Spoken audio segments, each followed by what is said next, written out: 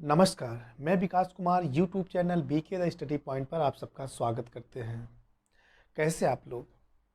आशा करते हैं कि आप सब ठीक हैं, स्वस्थ हैं, बहुत अच्छे से हैं। और इसी आशा के साथ मैं आपसे एक अपील भी करना चाहता हूं कि आप इस समय देख रहे हैं, भारत ही नहीं बल्कि पूरा विश्व कोविड-19 जैसे वायरस से ग्रसित है। लाखों लोग इससे पीड़ित हैं और लाखों लोग इससे मर भी चुके हैं। तो इससे बचाव करने का जो सबसे बेहतरीन तरीका है, हमारे सरकार द्वारा जो भी सुझाव दे रहे हैं उनका पालन करें, लॉकडाउन का पालन करें। ज़रूरत हो तभी आप घर से निकलिए, लेकिन मास्क लगा के निकलिए।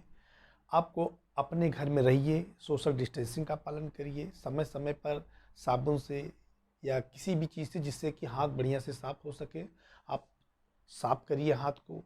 और सबसे महत्वपूर्ण उन बच्चों के लिए है जो पढ़ाई कर रहे हैं, जो कंपटीशन की तैयारी कर रहे हैं, उनके लिए सबसे अच्छी बात यह है कि अभी कोई एग्ज़ाम नहीं हो रहा है, तो आपके सामने बहुत ज़्यादा समय है।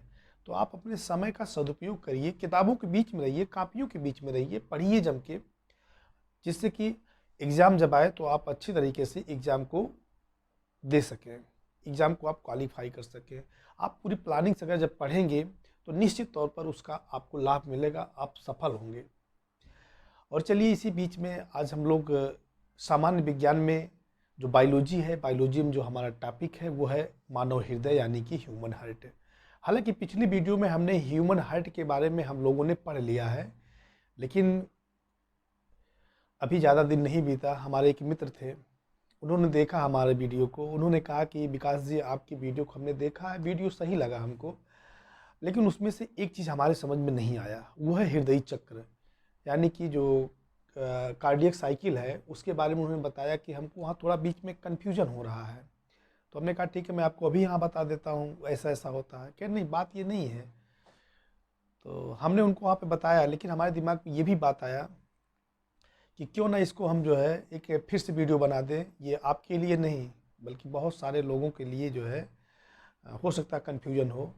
तो हमने इसको फिर से ये तय किया है कि मैं इस वीडियो को मानव हृदय फिर से पढ़ाएंगे और साथ साथ में कुछ ब्लड वेसल्स के बारे में, जो रुधिर वाहिनियाँ हैं उसको सामान्य बातें बताएंगे। क्योंकि रुधिर वाहिनियाँ भी एक क्या कहते हैं कि डिटेल में उसको पढ़ाना पड़ेगा। रुधिर वाहिनियों को जब डिटेल में बताऊंगा पूरा विस्तार से, तो वो जो है आपको क्लियर हो जाएगा। चलिए, और एक चीज़ मैं आपसे पहले उसके लिए क्षमा मांगना चाहता हूँ, क्योंकि जब मैं कभी कुछ चीज़ बताना चाहता हूँ या बताता रहता हूँ तो दिमाग में कुछ और बातें आती रहती है, लेकिन मुख से कुछ और निकल आता है। और कभी कभी है कि मैं कुछ और बोलता हूँ लेकिन लिख कुछ और देता हूँ। ये सारी गलतियाँ एक ह्यूमन एरर के नाते, माने कि मानव प्रवृत्ति है गलतियाँ करना, उसी प्रवृत्ति का हम भी शिकार हैं, हमसे भी गलतियाँ होती है, तो इसके लिए हम क्षमा चाहेंगे आपसे। और शैलेंद्र जी, आपने कमेंट किया था और कमेंट में आपने ये कहा था कि आप जो अक्षर लिखते हैं बड़ा छोटा छोटा लिखते हैं, थोड़ा बड़ा करके लिखिए। तो इस वीडियो के बाद जो मैं वीडियो बनाऊंगा उसमें मैं कोशिश करूंगा कि अक्षर को मैं बड़ा लिखूं। बस इसी के साथ आज हम शुरुआत करते हैं मानव हृदय, ह्यूमन हार्ट। सबसे पहले आप समझिए कि मानव हृदय कहाँ पर स्थित होता है। तो आप देखते हैं ये शरीर है मानव का, और बीचों बीच से थोड़ा हट करके, माने थोड़ा बाईं तरफ मानव हृदय जो है स्थित होता है। और आप देख सकते हैं हमने इसका फिगर भी बनाया है, पहले से हमने बनाया था। अच्छी बात ये थी कि मैं इसको मिटाया नहीं, अगर मिटा दिया होता तो फिर बनाना हमारे लिए मुश्किल था, बड़ी मुश्किल से हमने इसको बनाया था। तो इसी का उपयोग आज भी हम लोग इस वीडियो में भी कर ले रहे हैं। तो इसका जब आप संरचना देखते हैं तो आपको ये देखने में ही लग रहा है ये कोनिकल कलर का, मतलब कोनिकल इसका आकार है, यानी कि शंकु आकार है। शंकु में क्या होता है, नीचे पतला होता है ऊपर चौड़ा होता है, या नीचे चौड़ा होता है ऊपर पतला होता है।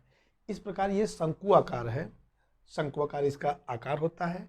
और इसका रंग जो है गुलाबी रंग का होता है। हालांकि गुलाबी रंग इसमें नहीं है, थोड़ा सा हिस्सा गुलाबी है, बाकी तो हम जो भी रंग हमको मिला उसी रंग से बनाए हैं। तो आप हृदय देखिए कैसे है, शंकुआकार होता है, गुलाबी रंग होता है। इसकी लंबाई आप देखिए, तो इसकी लंबाई देखेंगे तो ये 12 सेंटीमीटर लंबा होता है। कितना होता है, 12 सेंटीमीटर लंबा होता है। इसका जो सबसे चौड़ा वाला भाग होता है, आप इसको देख सकते हैं, ये सबसे चौड़ा वाला भाग ये लगभग 9 सेंटीमीटर होता है।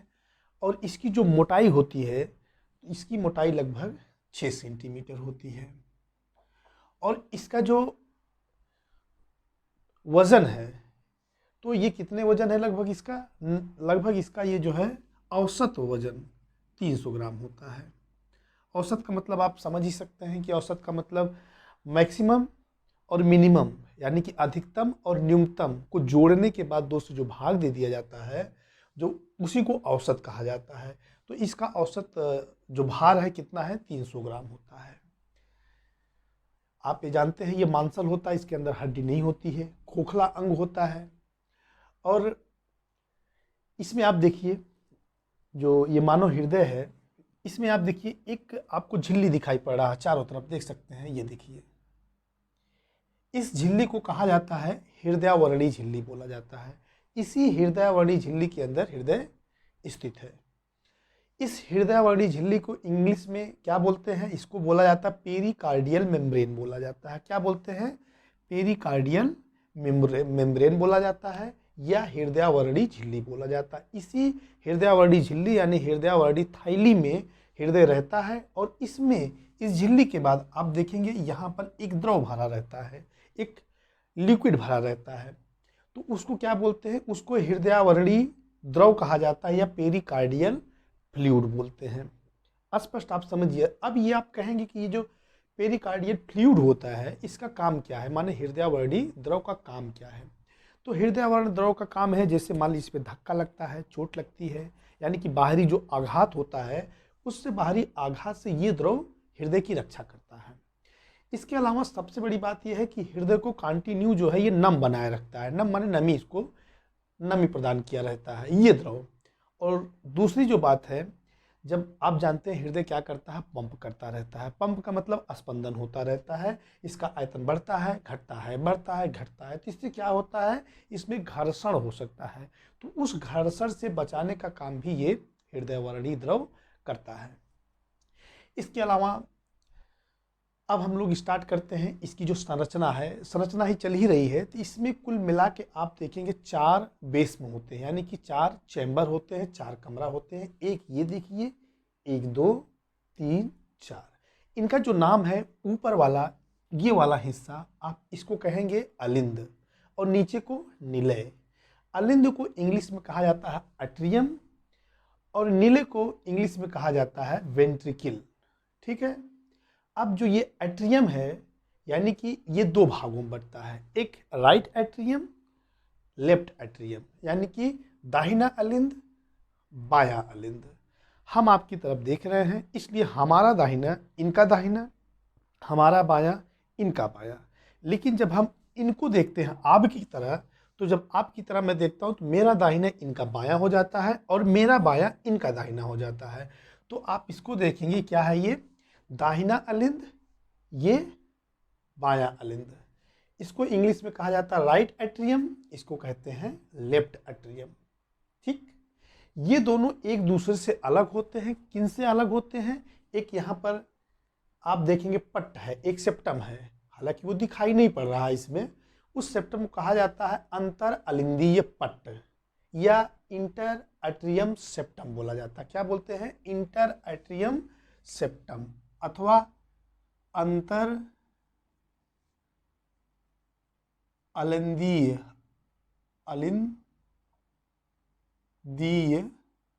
पट्ट कहा जाता है। तो ये अंतर अलिंदीय पट्ट द्वारा दोनों अलिंद अलग होते हैं, दायां और बायां। ठीक।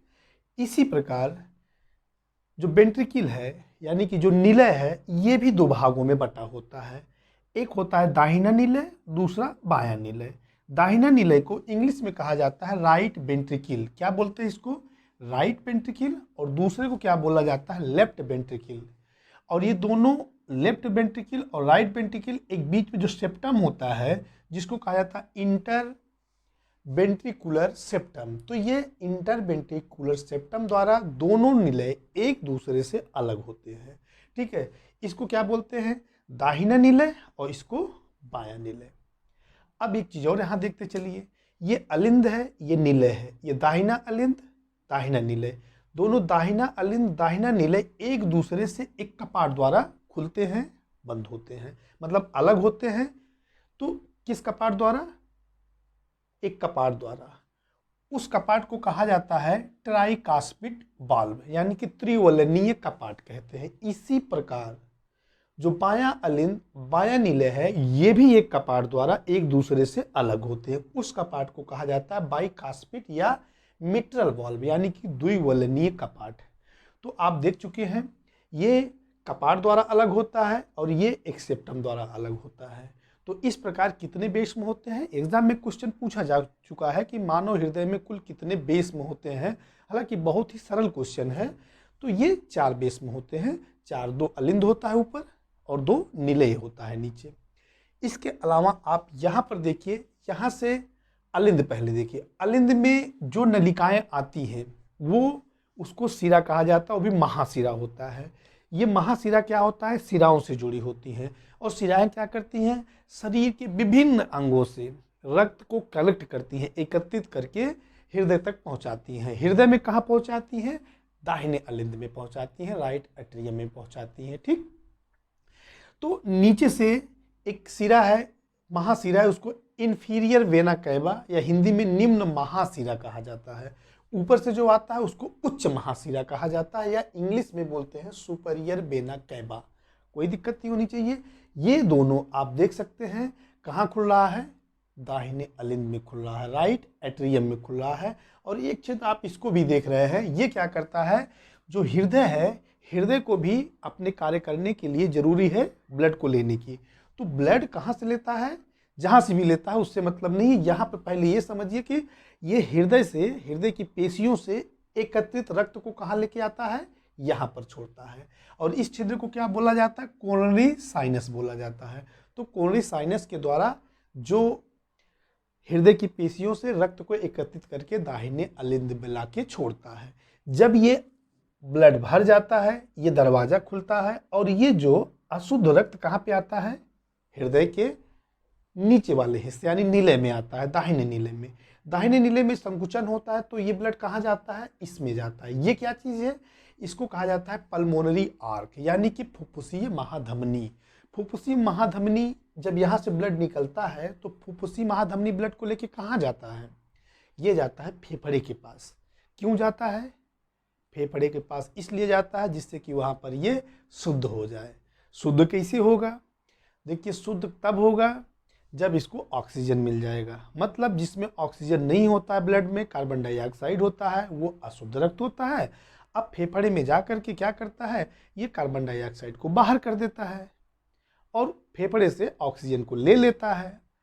और ऑक्सीजन को लेके क्या बन जाता है, शुद्ध बन जाता है। अब कहेंगे ब्लड में लेता कौन है, ब्लड में हीमोग्लोबिन होता है। वही हीमोग्लोबिन ऑक्सीजन को क्रिया करके ऑक्सीजन से बना लेता है। क्या बना लेता है, ऑक्सी हीमोग्लोबिन बना लेता है। आप कहेंगे हीमोग्लोबिन क्या है, तो हीमोग्लोबिन आप जान लीजिए एक लवण युक्त प्रोटीन होता है जो कि लाल रुधिर कणिकाओं में पाया जाता है। और यही क्या करता है, ऑक्सीजन को कैरी का काम करता है, ऑक्सीजन ले करके ढोने का काम करता है। फिर ऑक्सीजन लेके क्या हो जाता है, ये ऑक्सीजनेटेड ब्लड हो जाता है, शुद्ध रक्त बन जाता है।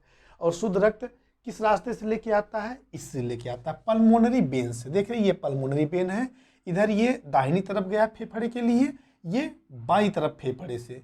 तो दाहिनी तरफ के फेफड़े को ब्लड लेके ये आता है पल्मोनरी, ठीक है, और बाएं फेफड़े से ये ब्लड लेके आता है और लाके कहाँ छोड़ता है, ये देखिए यहाँ लाके छोड़ता है। ये क्या चीज़ है, अरे ये तो आप जानते हैं, ये बायां अलिंद है। तो बाएं अलिंद में शुद्ध रक्त आता है और दाहिने अलिंद में अशुद्ध रक्त आता है। और बाएं अलिंद से फिर जाता है बाएं नीले में। बाएं नीले में जो संकुचन होता है फिर इस जो है दैहिक महाधमनी के द्वारा, जिसको कहा जाता है सिस्टेमिक आर्क, देख रहे हैं ये लिखा है दैहिक महाधमनी। तो इससे जो है पूरे शरीर के विभिन्न अंगों में रक्त को पहुंचाने का कार्य करता है। तो आप इसको देख सकते हैं क्या क्या लिखा है, हमने आपको सब बता दिया है। ये नीचे आकर के इसमें डिसेंडिंग एओर्टा इसको बोला जाता है। अब हम आपको बता दें पहले बात, धड़कन क्या होता है, स्पंदन किसे कहा जाता है। स्पंदन अगर आप समझ जाएंगे तो फिर आपको हृदय चक्र समझने में कोई दिक्कत नहीं होगी, बहुत ही आसानी से आप हृदय चक्र को फिर समझ जाएंगे। चलिए हम शुरू कर देते हैं। धड़कन, धड़कन आप जानते हैं क्या होता है, हृदय धड़कता है ना, हृदय जब धड़कता है तो ही मतलब पंप होता है। जब पंप होता है तो क्या होता है, ब्लड को पंप होने के बाद धक्का देता है। कौन देता है, हृदय देता है। तो ब्लड क्या होता है, पूरे शरीर में सर्कुलेट होता रहता है। चलिए ठीक है, एक धड़कन, नाम देखिए सब एक ही चीज़ है, हार्ट बीट कहिए या धड़कन कहिए या स्पंदन कहिए, सब एक ही बात है, या हृदय चक्र भी कह सकते हैं आप, कोई दिक्कत नहीं हमारे ख्याल से। लेकिन धड़कन और स्पंदन को एक ही बात मानिए। जैसे स्पंदन किसको कहा जाता है, जिसे मान लीजिए ये आपका हृदय है, इसमें फैलाव हुआ, ब्लड आया, फिर इसमें संकुचन हुआ। तो फैलाव, यहाँ से फैलाव और संकुचन दोनों मिलाकर एक स्पंदन होता है या एक धड़कन होता है। कब धड़केगा ये देखिए, मतलब ये फैला, ब्लड आया और फिर सिकुड़ गया, फिर फैला, फिर आया, सिकुड़ गया, तो इसको एक स्पंदन कहा जाता है। ठीक है, अब जो स्पंदन है, बड़ा बड़ा लिख रहे हैं, स्पंदन तो ये दो प्रकार का होता है। अकेले स्पंदन नहीं होता पूरा, इसमें दो चीज होता है, एक होता है सिस्टोल, दूसरा होता है डायस्टोल।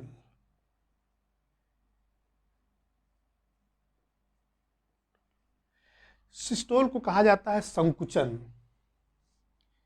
संकुचन कह सकते हैं, या और इसको डायस्टोल को क्या कहते हैं, प्रसारण। इसको आकुंचन भी कहा जाता है, विज्ञान की भाषा है, जो भी कुछ कहा जाता है सबको आपको याद करना पड़ेगा। अगर ये शब्द संकुचन, आकुंचन, सिस्टोल का मतलब नहीं समझेंगे तो दिक्कत हो जाएगी। और यहाँ पर इसको क्या बोलते हैं, ये प्रसारण है या शिथिलन, इसको शब्द एक दिया गया है, शिथिलन, शिथिल हो गया है। जैसे किसी को दबाइए, वो दबा है, उसके ऊपर प्रेशर दबा है, छोड़ देंगे फिर अपने आप शिथिल हो जाएगा। यानी किसी को प्रसारण भी कहा गया है, या शिथिलन कहा गया है, या डायस्टोल कहा गया है। दूसरा है सिस्टोल, सिस्टोल में क्या होता है, संकुचन होता है, आकुंचन होता है, दोनों बात समझिएगा। जो सिस्टोल होता है, सिस्टोल में क्या होता है, जब सिस्टोल होगा यानी कि इसमें संकुचन होगा, संकुचन में क्या होता है, इसका आयतन कम होता है। ठीक है, और जब शिथिलन होता है तो इसका आयतन बढ़ जाता है। दो बातें ध्यान दीजिएगा, एक शिथिलन, एक संकुचन, दोनों मिलकर के क्या बनाते हैं, एक स्पंदन या एक धड़कन पूरा करते हैं। अब आप ये कहेंगे कि ठीक है धड़कन है तो हृदय चक्र किसे कहा जाता है, तो आप जानिए जो हृदय चक्र होता है, सिंपल सी बात है, हृदय चक्र एक स्पंदन की समाप्ति से दूसरे स्पंदन की समाप्ति को ही क्या कहेंगे, एक हृदय चक्र कहा जाएगा। इस बात को तो आपको याद करना पड़ेगा कि एक स्पंदन की समाप्ति से दूसरे स्पंदन की समाप्ति, जैसे एक स्पंदन यहाँ शुरू हो रहा, देखिए यहाँ शुरू हुआ, ये क्या हुआ, प्रसारण हुआ, और ये हुआ संकुचन हुआ। ठीक है, एक स्पंदन पूरा हो गया। इसका मतलब अब अगला जो हृदय चक्र क्या होगा, एक स्पंदन की समाप्ति से दूसरे स्पंदन की समाप्ति, एक स्पंदन समाप्त हो गया, अब दूसरा जब स्पंदन समाप्त होता है उसे क्या कहते हैं, एक हृदय चक्र कहा जाता है। मतलब जो हृदय स्पंदन होता है, अलग अलग कशेरुकियों में अलग अलग इनका हृदय स्पंदन होता है। जैसे कि हम बताएं कि एक व्यक्ति, मनुष्य जो है सामान्य रूप से एक मिनट में कितनी बार स्पंदन करता है, इनका हार्ट है, एक मनुष्य का जो हृदय है एक मिनट में कितनी बार स्पंदन करता है, 72 से 75 बार। हम 75 बार निकालते हैं, अगर एक मिनट में मान लीजिए 75 बार स्पंदन करता है तो इसका मतलब है 60 सेकंड में करता है ये 75 बार स्पंदन। तो एक स्पंदन करने में कितना समय लगेगा, यानी कि जब 75 बार स्पंदन करता है 60 सेकंड लगता है, तो एक स्पंदन में लगेगा 60/75। जब आप इसको सरल करेंगे तो आप देखेंगे कि आएगा ये 0.8 सेकंड लगता है।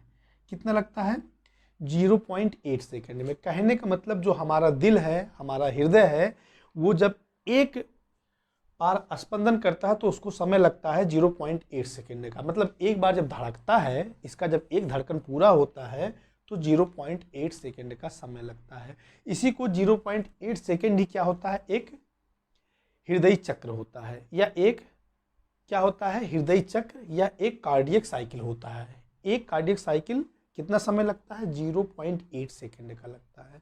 अगर इसी रेशियो से 0.8 सेकंड में एक स्पंदन होता है तो एक व्यक्ति अगर 50 साल की उसकी उम्र हो जाती है तो 50 साल की उम्र लगभग 2 अरब बार, कितना, 2 अरब बार जो है धड़कन, दिल का धड़कन धड़कता है, माने कि स्पंदन होता है। लेकिन ऐसा तो है नहीं 50 साल, अगर 50 साल की उम्र हो गई है तो कभी ना वो काम किया है, ना व्यायाम किया है, ना दौड़ा है। क्योंकि जब कोई व्यक्ति काम करता है, आराम करता है, ये सामान्य परिस्थिति में होता है, 50 बार स्पंदन होता है 1 मिनट में, लेकिन सामान्य बात होता है। लेकिन जब वो काम करता है, मेहनत करता है, व्यायाम करता है, तो ऐसे कंडीशन में क्या होता है, उनका ब्लड प्रेशर माने दिल की धड़कन बढ़ जाती है, स्पंदन और ज़्यादा बढ़ जाती है। तो मतलब 2 अरब से ज़्यादा, बहुत ज़्यादा, 50 साल की उम्र में होते होते 2 अरब से ज़्यादा बार आपका हृदय स्पंदन करता है, यानी दिल का धड़कन, दिल धड़कता है, ये आप समझिए। और इस तरह अगर ये स्पंदन करता रहता है तो लगभग आप ये मान चलिए कि 13 करोड़ लीटर ब्लड को ये क्या करता है, पुश कर देता है, धक्का दे देता है। और इसको अगर लीटर में ना नापे, वजन में नापे, तो 1,30,000 टन रुधिर को ये क्या करता है, स्पंदित करता है। तो फिलहाल ये जो भी कुछ है ये अलग बात है, हमको देखना है विशेष रूप से हृदयी चक्र। हृदयी चक्र में जब हम आपको बताएं कि एक चक्र में कितना समय लगता है, 0.8 सेकेंड लगता है। मतलब 0.8 सेकेंड में 2 काम होता है, एक होता है शिथिलन, दूसरा होता है आकुंचन या संकुचन। बात समझिएगा, 0.1 सेकेंड में 2 चीज होता है, एक होता है सिस्टोल, दूसरा होता है डायस्टोल, माने दोनों पूरा होता है, तभी एक हृदय चक्र होता है। सिस्टोल फिर आपको मैं समझा दूं, इस तरह समझिए, निलय है ना। अब सिस्टोल का मतलब क्या होता है, संकुचन। देखिए ये सिस्टोल हो गया और ये क्या हो गया, डायस्टोल हो गया। जब ये सिकुड़ता है, यानी कि जब इसमें संकुचन होता है, उसको सिस्टोल कहा जाता है। और जब ये प्रसारण होने लगता है, यानी कि शिथिलन अवस्था में आने लगता है, तब इसको डायस्टोल या क्या बोलते हैं, शिथिलन की अवस्था कहा जाता है। जब एक सिस्टोल और एक डायस्टोल दोनों पूरा होता है, तब उसको एक हृदय चक्र या एक स्पंदन कहा जाता है। तो इसमें 2 अवस्थाएं होती हैं, एक को सिस्टोल कहा जाता है, दूसरे को डायस्टोल। यहाँ पे अगर आप समझ गए हो तो आगे चलाएं। यहाँ समझ में आ गई बात। चलिए अब ध्यान दीजिए, यहाँ पे 2 चीजें हैं, एक अलिंद है, एक निलय है, ठीक है। अलिंद का अलग स्पंदन होगा और हृदय का मतलब निलय का अलग स्पंदन होगा। दोनों एक साथ ना तो संकुचन होगा ना एक साथ शिथिलन होगा, दोनों का समय अलग अलग होता है। दोनों का सिस्टोल डायस्टोल अलग अलग समय होगा। एक साथ हो जाएगा तो समस्याएं हो जाएगी, तब ये नहीं होगा कि ये ब्लड इधर से आ रहा है, ये ब्लड इधर से जा रहा है। दोनों एक साथ पचकेंगे तो, या दोनों एक साथ फैलेंगे तो। संकुचन का मतलब होता है पचकना, और शिथिलन या डायस्टोल का मतलब होता है फैलना। तो जब ये संकुचन इसमें होगा तब इसमें संकुचन नहीं होगा, जब इसमें संकुचन होगा तब इसमें संकुचन नहीं होगा। इतनी बात तो समझ गए आप। अब हम ये भी बताएं दोनों का अलग अलग समय है, लेकिन दोनों 0.8 सेकेंड पूरा लेगा, ये भी 0.8 सेकेंड लेगा इसमें। लेकिन अब इसमें हम देखिए अलिंद को ले लेते हैं। क्या है ये, अलिंद।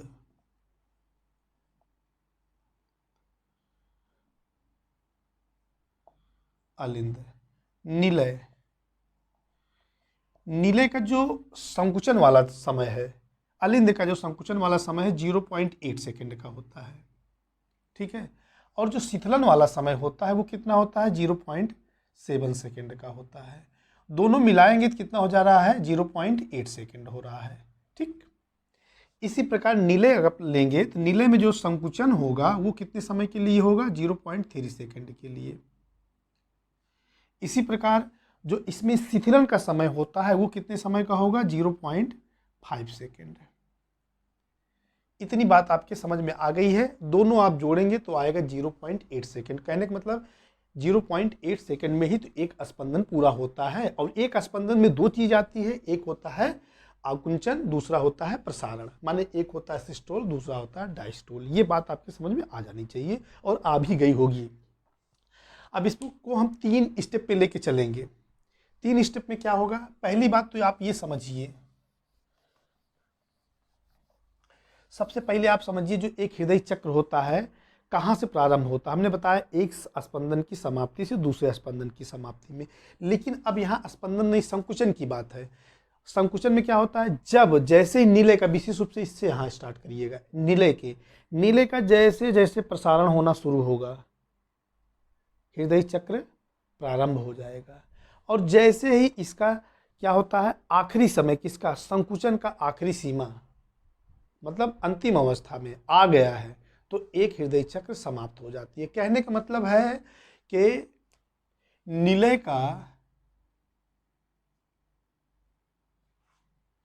के शिथिलन माने डायस्टोल, ठीक है, शिथिलन के प्रारंभ होने से एक हृदय चक्र का प्रारंभ हो जाता है। मतलब अब आप यहां देखिए, ये क्या है, इस समय संकुचन की मैक्सिमम सीमा है। अब इसके बाद क्या होगा, शिथिलन होगा, शिथिलन होना शुरू हुआ, शिथिलन होना शुरू हुआ तो मतलब हृदय चक्र भी प्रारंभ हो गया। अब ऐसे शिथिलन पूरा शिथिल हो गया, फिर इसकी बारी आएगी संकुचन की, संकुचन हो गया, ये पूरा फुल संकुचन, इसका मतलब एक हृदय चक्र समाप्त हो गया है। तो हमको यहाँ पे क्या पढ़ना है, सबसे पहले हम इसको देखेंगे, इसका प्रसारण यानी कि शिथिलन। उसके बाद क्या देखेंगे, इसका संकुचन, इसका मतलब नीले की बात मैं कर रहा हूँ, वेंट्रिकल की बात कर रहा हूँ। तो चलिए हम सबसे पहले इन्हीं को लेते हैं और सबसे पहले इसमें हम 3 स्टेप में देखेंगे। पहले स्टेप में हमको देखना है कि नीले में जब प्रसारण होता है तो इसके ब्लड का इसमें भराव होता है। तो पहले चरण में नीले के प्रसारण से या शिथिलन से रक्त का भराव नीले में, ये दोनों में एक साथ होता है, याद रखिएगा, इसमें अशुद्ध, इसमें शुद्ध। इसमें जो ब्लड आता है यहाँ से आता है दाहिने अलिंद से दाहिने नीले में, और इसी प्रकार शुद्ध रक्त बाएं अलिंद से बाएं नीले में आता है, ध्यान दीजिएगा। अब हम पहला स्टेप क्या देखेंगे, इसके अंदर क्या होता है, जैसे संकुचन समाप्त हो जाता है, संकुचन के बाद क्या शुरू होता है, बताइए क्या शुरू होता है, संकुचन के बाद प्रसारण होता है यानी शिथिलन शुरू होता है। शिथिलन यहाँ ध्यान दीजिएगा, शिथिलन कितने समय के लिए नीले होता है, नीले में 5 सेकंड के लिए होता है। अब यहाँ से हम शुरुआत कर दिए, शिथिलन शुरू 0.2 सेकंड जाते जाते, हाँ जब शिथिलन शुरू होगा तो क्या होगा, उसके पहले ध्यान दीजिए, जब इसमें शिथिलन प्रारंभ होता है यानी कि डायस्टोल प्रारंभ होता है तो क्या क्या होता है इसमें, पहली बात तो जो एक कपाट है त्रिवलनी कपाट, ये बंद हो जाता है, इधर द्विवलनी कपाट बंद हो जाता है, ठीक है। बंद क्या हो जाता है, ऑलरेडी बंद रहता ही है, सॉरी इसमें क्या होता है, ये द्विवलनी कपाट बंद रहता है और ये त्रिवलनी कपाट बंद रहता है, ये 2 वलनी कपाट जो है इसमें बंद रहता है। लेकिन होता क्या है, ये वाला जो अर्धचंद्राकार कपाट है, इनमें किसमें, पल्मोनरी आर्च में यानी फुफ्फुसीय महाधमनी में, इसी प्रकार ये जो दैहिक महाधमनी है, सिस्टेमिक महाधमनी आर्च है, ये इसका भी जो है ये अर्धचंद्राकार 3-3 कपाट होते हैं, ये बंद हो जाता है। क्या हुआ, ये बंद हो गया, ये भी बंद हो गया, ये ऑलरेडी बंद था, और जब ऑलरेडी बंद था तो इसमें शुद्ध रक्त आ रहा था, इसमें अशुद्ध रक्त आ रहा था। देखिए 0.2 सेकेंड जाते जाते क्या होता है, ये इसके बाद ये कपाट खुल जाता है, बात समझिएगा, ये कपाट खुल जाएगा, इधर ये द्विवलनी कपाट खुल जाएगा, इसमें से दाहिने अलिंद से दाहिने नीले में लगभग 70 से 75% रक्त सीधे नीले में आ जाता है, इधर से भी आ जाता है। इसके बाद क्या होता है, 0.2 सेकंड तक, ध्यान दीजिएगा, 0.2 सेकंड तक इसमें से अपने आप धीरे धीरे ब्लड आता रहता है, इन दोनों में से 0.2 सेकंड तक। इसके पहले थोड़ा इधर भी आपको देखना पड़ेगा, फिल्म देखते हैं ना तो दोनों पक्ष में दिखाता है, 5 मिनट यहाँ से दिखाता है, 5 मिनट वहाँ दिखाएगा, 4 मिनट वहाँ दिखाएगा, 2 मिनट इधर दिखाएगा। सारी कहानियों को जब एक साथ लेके चलता है तो बढ़िया समझ में आता है। इसके पहले आपको यहाँ भी ध्यान देना है, ये मान लीजिए नीले का है, नीचे हम अलिंद के लिए कह दे रहे हैं, ठीक है। अलिंद में इसमें क्या होता है, जब इसमें देखिए संकुचन हुआ रहता है, हमने बताया संकुचन के बाद प्रसारण, और हम प्रसारण से ही शुरुआत कर रहे हैं, तो संकुचन कितने समय के लिए होता है, 0.3 सेकंड के लिए होता है। अब जब ये संकुचन होता है तो उस समय क्या होता था, ये पहली बात तो यहाँ पर ये कपाट बंद हो जाता था, ये कपाट खुल जाता था। जैसे ही यहाँ पे संकुचन होना शुरू होता था तो ये कपाट बंद हो जाता था और यहाँ पर क्या होता था, यहाँ पे उस समय शुरू हो गया रहता है प्रसारण, शिथिलन की अवस्था आती है अलिंद में। तो अलिंद में यानी कि जब ये 0.3 सेकंड तक संकुचित हुआ निलय, तो अलिंद 0.3 सेकंड तक शिथिलन अवस्था में आके ब्लड को इकट्ठा किया था। यानी कि अलिंद का जो है ये 0.3 सेकंड उतना समय तक चला। इसके बाद जब इसका शिथिलन अवस्था आता है निलय का, तो 0.2 सेकंड तक इसका शिथिलन अवस्था में क्या हुआ है, जब तक 0.2 सेकंड इसका खत्म होता है तो इसका भी 0.2 सेकंड खत्म हो जाता है, साथ साथ में अलिंद का भी। फिर क्या होता है, इसमें से अपने आप 0.2 सेकंड बाद अपने आप धीरे धीरे ब्लड निलय में आता रहता है। ठीक है, अब इसका मतलब यह है कि 0.2 सेकंड इसका भी हो गया, तो इसका जो शिथिलन की अवस्था थी कितना है, ये 0.7 सेकंड, और 0.7 सेकंड होता भी था। बात समझ में आ रही कि ना। अब इसके बाद अलिंद का क्या नंबर आता है, अब अलिंद का जो नंबर आएगा संकुचन का समय आएगा। ठीक है, और इनका निलय का 0.1 सेकंड बचा है शिथिलन का। जब अलिंद का 0.1 सेकंड बचता है संकुचन में, तब क्या होता है, अब दूसरी अवस्था हमने बताया, इसमें जब विस्तार होने लगा 70% 70 से 75% इन दोनों में रक्त यहाँ से आ गया है। अब इसके बाद इसमें संकुचन होता है। जब इसमें संकुचन होगा तो संकुचन होने के बाद जो बचा कुचा है 20 से 25% रक्त, वो भी इसमें निलय में चला आता है।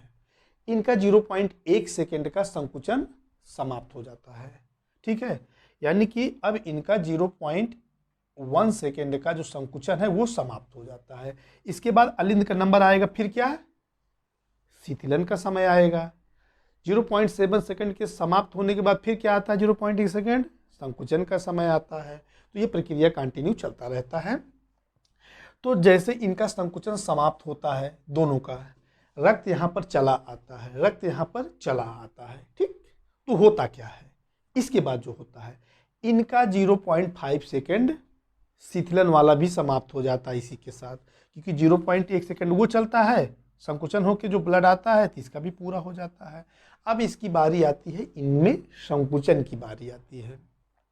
जब निलय में संकुचन की बारी आएगी तो उसके पहले क्या क्या घटनाएं घटित होती है। उसके पहले घटनाएं ये होता है कि जो त्रिवलनी कपाट है ये बंद हो जाएगा अपने आप, और इसमें द्विवलनी कपाट अपने आप बंद हो जाएगा। जब ये कपाट बंद हो जाएगा, ये कपाट बंद हो जाएगा, तब क्या होगा, तब इसमें संकुचन शुरू होगा। जब संकुचन शुरू होगा तो इसका मतलब है इसका आयतन कम होगा। जब आयतन कम होगा तो प्रेशर इधर डालेगा, इधर डालेगा। इधर जब प्रेशर पड़ेगा तो ये जो जो क्या बोलते हैं इसको, अर्धचंद्राकार कपाट जो है, इसमें 3 है, ये अपने आप कपाट खुल जाते हैं और पूरा रक्त का क्या होता है, अशुद्ध रक्त पल्मोनरी महाधमनी के द्वारा चला जाता है। कहाँ पर, फेफड़े में। क्यों चला जाता है, शुद्ध होने के लिए, वहाँ से ऑक्सीजन लेकर के वो शुद्ध हो जाता है। शुद्ध रक्त कहा जाता है, ऑक्सीजनेटेड ब्लड को शुद्ध रक्त कहा जाता है। मैं बार बार बताता हूँ इसी बात को। और अशुद्ध रक्त उनको कहा जाता है जिसमें ऑक्सीजन नहीं होती है।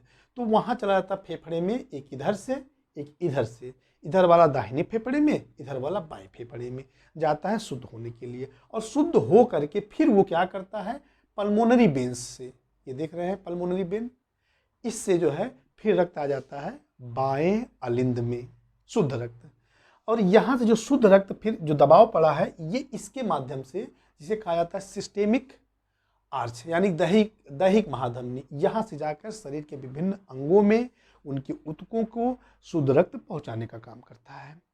तो इस प्रकार क्या होता है, इसमें जब संकुचन हो जाता है 0.3 सेकंड के लिए, जब संकुचन होगा तो ब्लड बाहर जाएगा। जब इसका प्रसारण होता है, प्रसारण होने से क्या होता है, संकुचन होने के बाद जब प्रसारण होने लगता है, फिर हम आपको ही बताएं, जब ये फैलना शुरू करता है तो 2 काम होता है। पहली चीज़, ये दोनों कपाट बंद हो जाते हैं। ठीक है, ये तो ऑलरेडी बंद ही रहते हैं। जैसे जैसे फैलना शुरू होता है तो इसका आयतन बढ़ता है। जब इसका आयतन बढ़ेगा तो इसके अंदर जो दाब था ऊपर की तरफ, इधर इधर जो दाब था, ये दाब कम हो जाएगा, बल्कि ऊपर से जो ब्लड यहाँ पे इकट्ठा हो रहा है उसका दाब इस पर बढ़ता जाएगा। जैसे ही इसका दाब बढ़ेगा 0.2 सेकेंड जाते जाते ये कपाट फिर खुल जाएगा और फिर वो प्रक्रिया कंटिन्यू चलती रहती है। इसी को हृदय चक्र कहा जाता है। इसका हृदय चक्र जब यहाँ से शुरू होता है, जब यहाँ से ब्लड आना शुरू हो जाता है, आना क्या, जब इसका प्रसारण शुरू हो जाता है नीले का, यही से हृदय चक्र प्रारंभ होता है। और जब इसमें संकुचन होकर ब्लड यहाँ से निकल जाता है तो इसका हृदय चक्र एक समाप्त हो जाता है। निकल जाता है तो एक हृदय चक्र, हमें लगता है कि अब इसको आप समझ चुके होंगे। और एक चीज़ और बताएं, जब ये पंप करता है प्रति मिनट लगभग 5 से 6 लीटर ब्लड को बाहर निकालता रहता है पंप करते हुए हृदय। और उसमें से सबका परसेंटेज होता है कहाँ कितना ब्लड जाता है। जैसे ये रक्त है, हृदय को भी पंप करने के लिए रक्त की ज़रूरत पड़ती है, तो ये जो शुद्ध रक्त इसका जाता है, इसका लगभग 10% भाग हृदय स्वयं ले लेता है, 15% भाग मस्तिष्क में जाता है। लिखते चलें अगर कहें तो आप, चलिए हम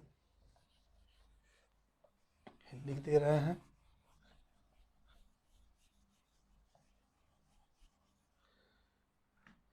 दस प्रतिशत कहाँ जाता है, 10% भाग जो है हृदय खुद ले लेता है हार्ट में। उसके बाद 15% मस्तिष्क में जाता है, ठीक है। और 25% भाग पाचन तंत्र में लिख देते हैं, पाचन तंत्र में जाता है। और 20% भाग कहाँ जाता है, किडनी में जाता है, गुर्दा में, जिसको वृक्क कहा जाता है, तो ये वृक्क में जाता है। और लगभग जो 30% बचा हुआ है, ये जो और शरीर के अंग हैं विभिन्न अंगों में, वहाँ पर रक्त पहुँचाने का काम करता है। इसी के साथ आप जानते हैं कि हृदय में एक आवाज़ आती है, इस पर क्वेश्चन भी पूछा गया है कि एक डब और लब, दो आवाज़ आती है, डब और लब की। लब में क्या होता है, वैसे तो 4 प्रकार की आवाज़ आती है, और ये लब और डब के अलावा 2 और आती है। लेकिन जो हमारा स्टेथोस्कोप है या जो डॉक्टर इसको सुन पाते हैं, नाड़ी पकड़ के स्पंदन, नाड़ी स्पंदन जब होता है इसको से सुनते हैं, तो केवल यही लब और डब की आवाज़ 2 ही सुन पाते हैं। तो अब हम आपको बताएं लब की आवाज़ कहाँ से आती है। देखिए, जो लब की आवाज़ आती है, जो ये त्रिवलनी कपाट है, ये द्विवलनी कपाट है, ठीक है। ये जब द्विवलनी और त्रिवलनी कपाट जब बंद होता है, बंद कब होता है, बंद तब होता है जब इसमें संकुचन होने की स्थिति आती है ना। जैसे ही संकुचन होना शुरू होता है उसके पहले ये दोनों कपाट बंद हो जाते हैं, ठीक है। और जब ये बंद होते हैं तो दोनों एक साथ बंद होते हैं, तो उसी समय ये आवाज़ आती है लब की, ठीक है। और दूसरा, ये आप देख रहे हैं यहाँ पे संकुचन होने के बाद क्या होता है, रक्त कहाँ जाता है, इसमें चला जाता है। और इस वाले बाएं अलिंद का, सॉरी बाएं नीले का रक्त जो है दैहिक महाधमनी में जाता है, और दाहिने नीले का रक्त किस में जाता है, पल्मोनरी आर्च में जाता है, फुफ्फुसी महाधमनी में जाता है। और जैसे ये समाप्त होता है तो ये दोनों दरवाजा इसका बंद हो जाता है। बंद होने के बाद क्या होता है, ये जो ब्लड है रिटर्न करता है। रिटर्न करने के बाद इसमें जो अर्धचंद्राकार कपाट होता है, कटोरी डिम्बा होता है, इसमें आके ब्लड क्या होता है, गिर जाता है। तब उस समय जो आवाज़ आती है वो डब की आवाज़ आती है। यही लब और डब की आवाज़ है, 2 बार जब रिटर्न होके जाके इसमें ब्लड गिरता है। और ये जो लब वाली आवाज़ है, दोनों जो कपाट हैं त्रिवलनी और द्विवलनी, इसके एक साथ बंद होने से जो आवाज़ आती है वो लब की आवाज़ आती है। यही आवाज़ डॉक्टर सुन सकते हैं, बात समझते चलिएगा। इसके अलावा जो है जो 2 आवाज़ होती है वो कौन सी होती है, जब ये कपाट खुलता है दोनों, तो एकाएक जो 70 से 75% ब्लड आके नीले में गिरता है, उससे भी आवाज़ आती है। और जब इसमें संकुचन होता है दोनों नीलयों में, सॉरी दोनों अलिंद में, और संकुचन होने के बाद जो 20 से 25% ब्लड आके फिर नीले में गिरता है, तो उसमें भी एक आवाज़ आती है। हालांकि ये आवाज़ बहुत धीमी होती है, इसको सुनाई नहीं पड़ती है, नहीं सुना जा सकता है। इसके अलावा एक चीज़ और देखिएगा, जो ये क्या करता है, ये दोनों धमनियाँ हैं, ठीक है। अब हम थोड़ा सा यहाँ पे बात कर लें जो कि ब्लड वेसल्स हैं। ब्लड वेसल्स का हम यहाँ पे थोड़ा बहुत चीज़ ही पढ़ाएंगे, क्योंकि इसका हमने आपको बताया है, इसका एक वीडियो में बनाऊंगा अलग से, उसमें विस्तार से पढ़ाऊंगा। लेकिन उसके पहले हमने बताया कि 2 वीडियो, एक वीडियो रहेगा विसरण का और दूसरा रहेगा परासरण का पढ़ाऊंगा। लेकिन यहाँ पे फंडामेंटल कुछ बातें हम आपको बता दे रहा हूँ। तो इसमें क्या होता है, जितनी भी धमनियाँ होती हैं जो ब्लड वेसल्स में दो प्रकार की ब्लड वेसल्स होते हैं, एक को धमनी कहा जाता है, दूसरे को सिरा कहा जाता है। धमनियाँ जिसको अंग्रेजी में आर्टरीज बोलते हैं और सिराओं को इंग्लिश में वेन्स बोला जाता है। जो धमनी होता है ये क्या करता है, इसको बोला जाता है धमनी को, ये वितरण वाहिनियाँ होती हैं। वितरण वाहिनियाँ का मतलब ये ब्लड को वितरित करती रहती है, शरीर के विभिन्न अंगों तक पहुँचाती हैं। और वो कैसे रक्त होता है, शुद्ध रक्त होता है, सिवाय एक धमनी को छोड़ करके। जो पल्मोनरी धमनी है, इसको पल्मोनरी कहा गया है ना, ये फुफ्फुसीय महाधमनी कहा गया है। यही केवल एक महाधमनी ऐसा है जो कि अशुद्ध रक्त अंगों तक पहुंचाती है, और वो अंग क्या है, फेफड़ा है। फेफड़े के पास पहुंचाने का मतलब सीधे सीधे है, उसको शुद्ध करने के लिए पहुंचाती है। बाकी जितनी भी धमनियां हैं शरीर में, सब के सब शुद्ध रक्त को अंगों तक पहुंचाती हैं। इसी प्रकार जो वेन्स है, जो सिराएं हैं, सिराओं का भी काम क्या है, ये शरीर के विभिन्न अंगों से क्या करता है, अशुद्ध रक्त को कलेक्ट करता है, इकट्ठा करके फिर लाके कहाँ छोड़ता है, इसमें छोड़ता है। इसमें का मतलब हृदय में छोड़ता है। हृदय का कौन सा हिस्सा, दाहिने अलिंद में छोड़ता है।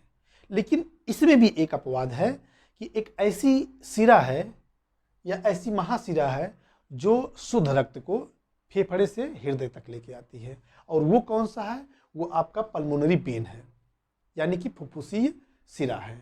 तो फुफ्फुसी सिरा क्या करता है, फेफड़े से शुद्ध रक्त को, ऑक्सीजनेटेड ब्लड को लाके बाएं अलिंद में लाके छोड़ती है।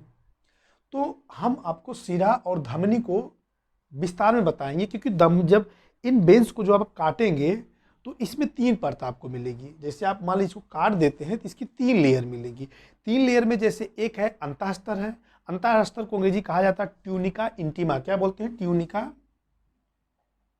ट्यूनिका इंटीमा बोला जाता है। इसी प्रकार जो बीच वाला स्तर होगा उसको कहा जाएगा ट्यूनिका मीडिया,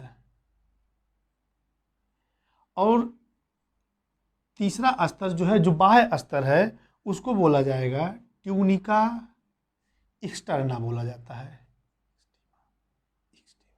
एक्सटीमा बोला जाएगा। ठीक है, तो आप इसको मैं डिटेल में बताऊंगा कि किसका बना होता है। जैसे कि इसका जो अंतः स्तर है वो किसका बना है, जो उसका मध्य स्तर है वो किसका बना है, उसका जो ट्यूनिका एक्सटीमा माने बाह्य स्तर है वो किसका बना होता है, और जो सिरा धमनियों में दोनों में अंतर क्या क्या है, ये कैसे कैसे पेशियों से बने होते हैं। इसके जैसे अब हम बता दें आपको, धमनिया में भी इसमें एक लचीली धमनियाँ होती है, ये वाली लचीली होती है क्योंकि इसके ऊपर प्रेशर पड़ता है। जब यहाँ पे ब्लड निकलता है धमनियों में नीले से, तो उसके ऊपर प्रेशर पड़ता है।